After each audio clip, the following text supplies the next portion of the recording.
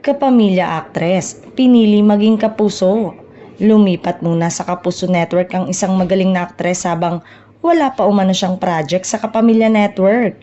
Nagpaalam naman daw ang aktres sa management ng ABS-CBN kaya makakabalik siya pag natapos ang gagawing teleserye sa GMA7.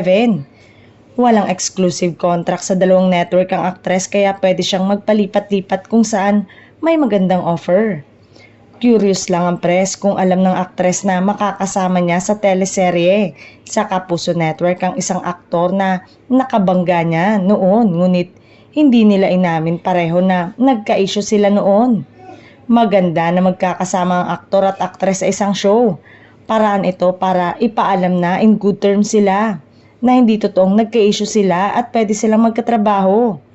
Bukod dito, may iba pang big stars mula sa ibang TV network ang lilipat sa GMA7 ngayong 2024. Bukod dito, mas pinapalakas pa nila ngayon ang talent management arm ng Kapuso Network, ang Sparkle na dating GMA Artist Center.